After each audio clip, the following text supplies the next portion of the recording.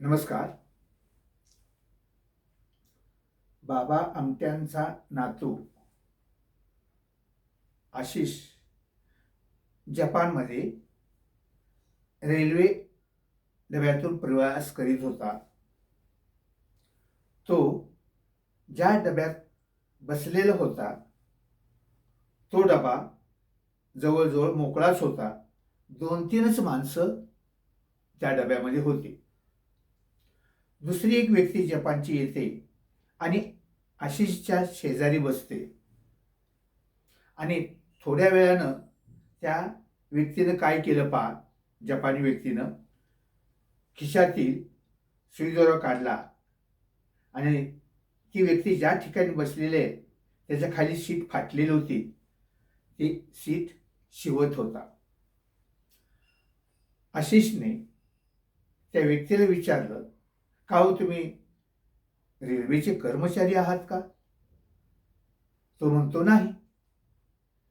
मग तो सांगतो, मी एक साधा शिक्षक आहे. लहान मुलांना मी शिकवतो. साधा शिक्षक आहे, लहान मुलांचा मी शिक्षक आहे आणि विशेष मी याच डब्यातून मी दररोज अपडाऊन करत असतो. काल मी पाहिलं ही सीट फाटलेली आहे, याच डब्यात मी दररोज बसतो आणि काल मी पाहिलेलं आहे की सीट फाटलेली आहे आणि म्हणून मी ठरवलं आज सुई दोरा आणायचा आणि ती सीट शिवायची आणि म्हणून मी आज शिवत आहे. आशिष म्हणतो, पण तुम्ही का शिवत आहे? तर तो सांगतो, जर ही सीट फाटलेली दुसऱ्या देशातील लोकांनी, परदेशी लोकांनी जर पाहिली तर आमच्या जपानची इज्जत जाईल, आमच्या देशाची बदनामी होईल. म्हणून मी सीट शिवतोय आणि ही संपत्ती आमचीच आहे आणि आमच्या संपत्तीचं रक्षण करणं हे आमचं कर्तव्यच आहे. आम्ही रक्षण करणार नाही तर कोण करणार? असं तो शिक्षक आशिषला उत्तर देतो. थोड्या वेळानं पुढच्या स्टेशनला गाडी थांबते आणि तो आशिषला ती व्यक्ती शिक्षक म्हणते, अच्छा जातो, असं म्हणून तो रेल्वेतून खाली उतरतो आणि मग आशिष मनोमन त्या शिक्षकाला सलाम करतो. मनोमन त्या शिक्षकाला सलाम करतो आणि मग त्याच्या डोक्यात येतं, अशा नागरिकांमुळेच देश मोठा होतो, अशा नागरिकांमुळेच देश महान होतो. फक्त ट्रकच्या पाठीमागं मेरा देश महान असं लिहून देश मोठा होत नाही. लक्षात ठेवा. तर जपानची स्वच्छता कशी आहे पहा. कालच मी मुंबईमधील बांद्रा रेल्वे स्टेशनचा व्हिडिओ पाहिला. एका परदेशी माणसानं बांद्रा रेल्वे स्टेशनचा फोटो काढलेला होता आणि संपूर्ण जगात त्यांनी तो दाखवला.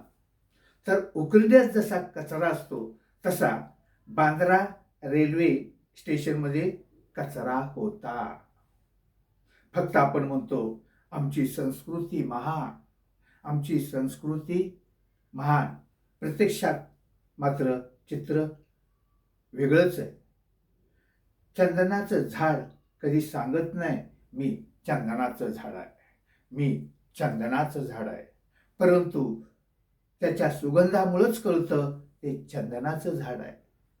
तर आपण सर्वांनी विचार करावा आणि प्रत्येक नागरिकानं जर काळजी घेतली स्वच्छतेची तर आपला देश देखील महान होईल, स्वच्छ होईल. आज परिस्थिती अशी आहे, प्रत्येकजण रस्त्यावर कचरा टाकतो, रेल्वे स्टेशनवर कचरा असतो, नदी नाले ओढे प्रातिवी दिला जातो, गटरीचं पाणी सोडतो. सर्व घाण आपण प्लास्टिक म्हणा सर्व बाहेर रस्त्यावर टाकतो आणि फक्त म्हणतो आपण जगामध्ये आमची संस्कृती श्रेष्ठ आहे. तर ही सांगण्याची पारी येऊ नये. प्रत्येकाने आतून आवाज आपला ओळखा आणि प्रत्येक नागरिकांनी जर सुधारलं तर निश्चित आपलाही देश महान होईल. प्रत्येकाने कचरा हा की डस्टबिनमध्येच टाकावा, रस्त्यावर टाकू नये, हीच सर्वांनी जर काळजी घेतली तर आपलाही देश नागरिकांमुळेच मोठा होऊ शकतो, महान होऊ शकतो. लक्षात ठेवा. धन्यवाद.